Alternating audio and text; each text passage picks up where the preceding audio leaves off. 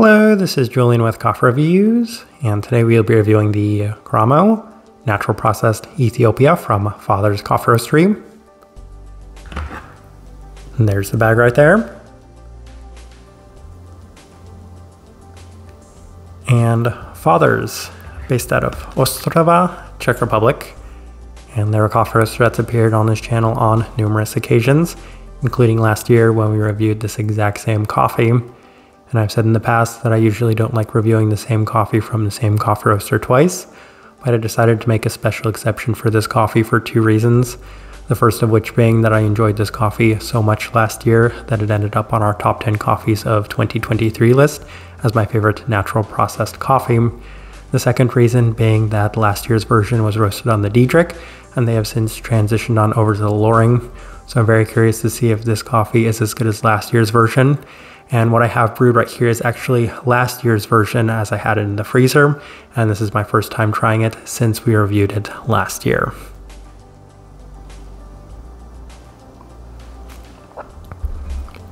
And recipe we went with this year's version's coffee was a 16:1 water to coffee ratio, brewed at 93 degrees Celsius, about 199 degrees Fahrenheit.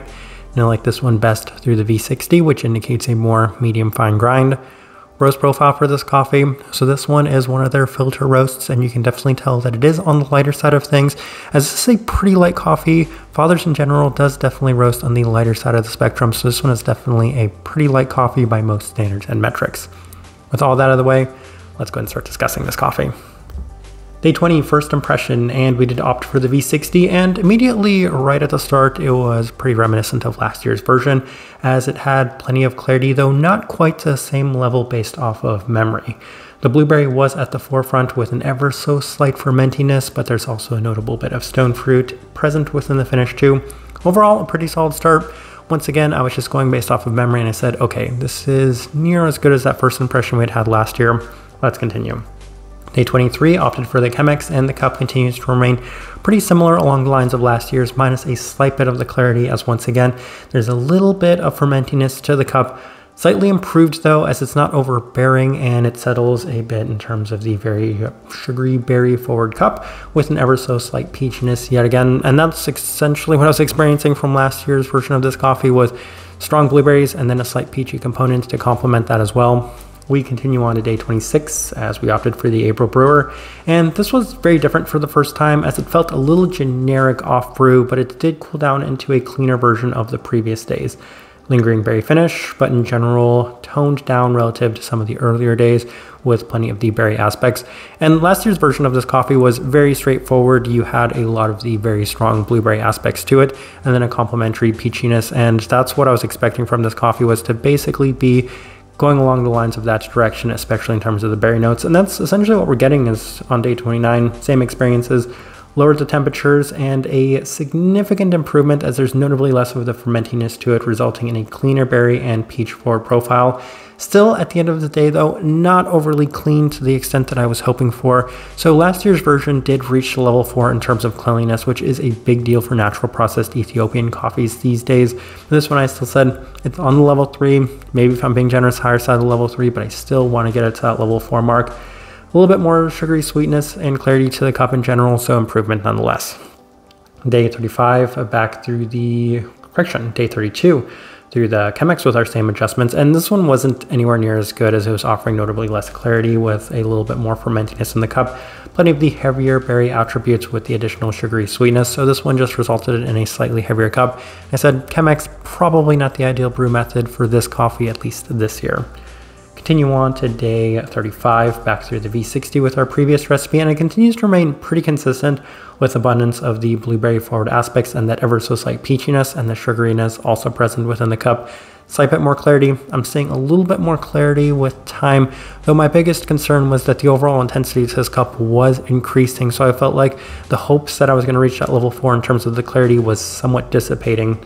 Day 40 through the V60, and the cup continues to feel a slight bit more toned down in terms of the just fermentiness to it, but the overall intensity continues to increase as there's similar, I would say, levels of clarity throughout. We're still kind of seeing it on that level 3 mark, verging between the strong berry aspect and some very perfumey florals. And this is the first time I could say, okay, it's veering off a little bit more into a different direction. Day 43, final notes we have through the V60 one last try, and this wasn't necessarily ideal as right off brew, it did have a slightly grainy quality and felt a little bit more muted. It did open up into a more strong berry-like attribute with a slight bit of a candied sense to it, a little bit of heaviness as well as that very strong perfumey floral, and that's something that I didn't experience as much in last year's version of this coffee, as and this time I could definitely say it has a lot more of those darker floral aspects to it in a slightly heavier sense. All right. Let's go ahead and put up the tasting wheel so you can see what we're getting.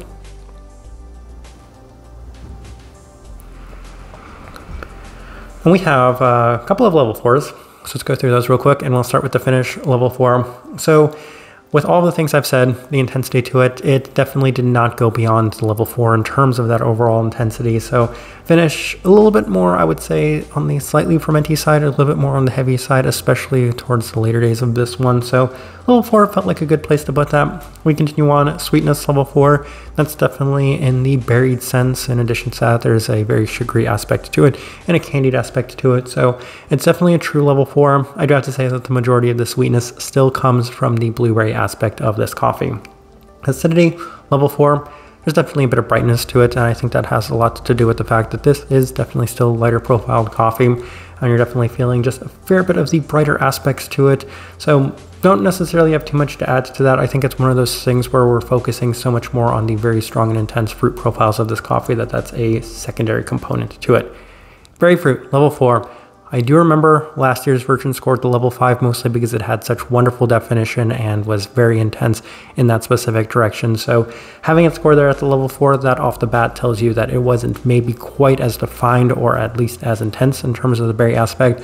That's going to be the big difference with it. For me, the other one just had such terrific, clear definition to it in terms of that specific profile, whereas this one right here, while it's still very strong and pronounced and maybe even at times a little bit more intense, it's not quite as clean and it's not quite as polished. So for that reason, it's there at that level 4.